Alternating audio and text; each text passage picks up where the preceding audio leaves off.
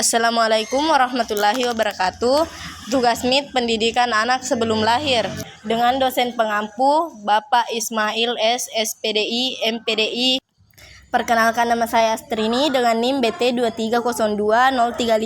Adapun saya berasal dari tingkat 1 Akademi Kebidanan Batari Toja dan saya akan membawakan sebuah materi dari mata pelajaran Pendidikan Agama Islam. Materi yang akan dibahas yaitu dasar kata atau pendahuluan atau pengenalan materi, pengertian definisi dari materi, dan cara mendidik anak sebelum lahir menurut Islam. Adapun materi yang pertama yaitu dasar kata. Mendidik anak sebelum lahir menurut ajaran Islam dalam dunia pendidikan yang populer diketahui adalah pendidikan formal dan non-formal, pendidikan dalam lingkup sekolah dan pendidikan di luar sekolah, baik dalam lingkungan keluarga, begitu juga dalam lingkungan masyarakat. Namun ada pendidikan yang justru sangat penting dalam lingkungan keluarga agar anak tersebut dapat menjadi orang yang dibanggakan dan mempunyai akhlak yang baik sesuai dengan tuntutan agama yang telah diajarkan Rasulullah SAW, yakni pendidikan anak sebelum lahir.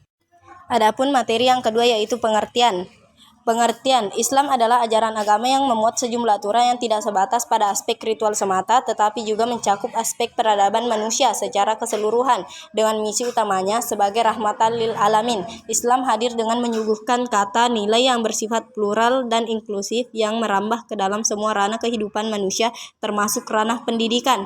Yang kedua yaitu pendidikan merupakan upaya terus-menerus yang dilakukan oleh orang dewasa untuk mengarahkan, membimbing, dan mengembangkan potensi dan fitrah anak yang sudah dibawa sejak lahir. Pendidikan tidak hanya dapat dilakukan setelah anak lahir, bahkan jauh sebelum itu Islam memberikan rambu-rambunya, yakni sejak seseorang memilih pasangan. Hal tersebut menandakan begitu pentingnya menyiapkan keturunan yang soleh dan solehah sebagai penerus generasi mendatang, yang mampu untuk memperjuangkan eksisnya agama Islam. Berdasarkan Quran Surah Al-Mu'minun ayat 14, masa kehamilan ada beberapa tahapan, yaitu 1. Tahapan nutfah. Tahapan ini adalah calon anak masih berbentuk cairan sperma dan sel telur dan berlangsung selama 40 hari. Tahapan yang kedua yaitu alaqah. Setelah berumur 80 hari, nutfah berkembang bagaikan segumpal darah kental dan bergantung pada dinding rahim ibu. Tahapan yang ketiga yaitu mudghah. Sesudah kira-kira berusia 120 hari, segumpal darah tadi berkembang menjadi segumpal daging. Pada saat itulah si janin sudah siap menerima hembusan ruh dari Allah Subhanahu wa taala, walaupun Al-Qur'an dan hadis Rasulullah SAW tidak menjelaskan secara langsung dan terperinci tentang proses pendidikan yang dilakukan dalam fase kehamilan. Namun Islam memberikan informasi tentang beberapa hal yang ada dalam fase kehamilan.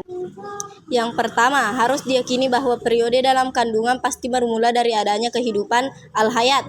Keyakinan tersebut berdasarkan suatu kenyataan, yaitu terjadi perkembangan masa kehamilan. Yang kedua, setelah berbentuk segumpal daging atau mudghah, Allah Subhanahu wa taala meniupkan ruh kepadanya. Ruh inilah yang menjadi titik mula dan sekaligus awal mula bergeraknya motor kehidupan psikis manusia. Berarti pada saat itu kehidupan janin yang bersifat biologis sejak itu sudah mencakup aspek kehidupan psikis. Ketiga, adanya aspek agama pada janin yang disebut dengan fitrah beragama. Manusia lahir dengan membawa fitrah atau potensi tauhid. Ungkapan demikian sesuai dengan yang disyaratkan dalam Quran Surah Al-A'raf ayat 172 dan Quran Surah Ar-Rum ayat 30. Manusia mempunyai fitrah sebagai makhluk beragama. Dikatakan beragama karena secara fitrah dan kodrati manusia pada hakikatnya selalu mengakui adanya Tuhan yang Maha Esa. Dengan demikian berarti manusia memiliki potensi kesiapan untuk mengenal dan mengakui keberadaan Tuhan dalam kehidupannya. Dalam hadis dijelaskan, setiap anak dilahirkan dalam keadaan fitrah.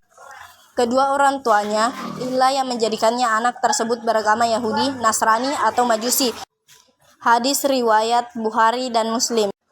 Berdasarkan hasil penelitian, anak dalam kandungan sudah dapat dididik walaupun baru sebatas pendidikan tidak langsung, indirect education, yakni pendidikan yang dilakukan melalui ibu yang mengandung dengan cara ibu menjaga kesehatannya dengan nutrisi yang cukup, membiasakan perilaku yang korima, menjaga emosinya, dan lain sebagainya. Anak dalam kandungan sudah dapat dididik dengan 3 alasan. Pertama, periode dalam kandungan. Yang ketiga, aspek penting bagi janin, yaitu aspek agama yang sudah dibawa sejak lahir. Cara mendidik anak sebelum lahir. yaitu pendidikan sebelum menikah. 1. Memilih calon istri atau calon suami yang agamanya baik. Seorang ahli tafsir, Dr. Ahmad, menafsirkan bahwa penanaman Islam harus dimulai sejak dini sekali, yaitu sejak memilih jodoh. Beliau merujuk pendapatnya kepada hadis Nabi Muhammad SAW, yaitu pilihlah tempat penyesuaian benih kalian. Perempuan dinikahi karena 4 syarat, yaitu karena hartanya, kekayaannya, keturunannya, kecantikannya, dan agamanya. Maka upayakanlah mendapatkan perempuan yang beragama, niscaya kamu akan beruntung. 2. Penyampaian khutbah nikah atau nasihat perkawinan bagi kedua mempelai. Khutbah nikah atau nasihat perkawinan biasanya berisi pesan-pesan atau petunjuk-petunjuk agama tentang perkawinan. Semua ini bertujuan untuk menciptakan keluarga sakinah. Pendidikan anak sesudah menikah. 1. Berdoa sebelum senggama. Doa yang diajarkan oleh Rasulullah SAW sebelum senggama adalah Bismillahi, ya Allah, jauhkanlah syaitan dari kami dan jauhkan pula syaitan dari anak yang mungkin Engkau karuniakan kepada kami. Yang dapat dipahami dari hadis ini adalah bahwa kita berdoa kepada Allah agar kita tidak terganggu oleh syaitan dan anak yang mungkin akan diamanatkan kepada kita nantinya tidak diganggu oleh setan pula, sehingga ia bisa dididik dan berkembang sesuai dengan fitrahnya.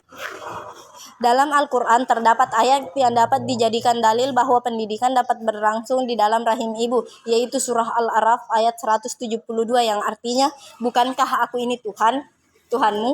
Mereka menjawab, betul, Engkau Tuhan kami menjadi saksi. Ayat ini menginformasikan kepada kita bahwa semua manusia di dalam rahim ibu telah dibayat oleh Allah Subhanahu wa taala dengan pengakuan bertuhan kepadanya, dan semua manusia yang lahir ke dunia ini telah mengaku bertuhan kepada Allah. Secara rasional tidak mungkin Tuhan melakukan bayat terhadap orang yang tidak mengerti, dan begitu pula manusia dalam rahim mustahil bisa menjawab sebuah pertanyaan jika mereka tidak mengerti makna pertanyaan yang diajukan kepadanya. Yang menjadi masalah ialah bagaimana cara melaksanakan pendidikan Islam terhadap bayi dalam kandungan ibu. Karena itu uraian berikut ini adalah menyangkut cara mendidik anak dalam rahim ibu. Cara mendidik anak ada beberapa metode. Yang pertama, metode doa. Yang kedua, metode ibadah.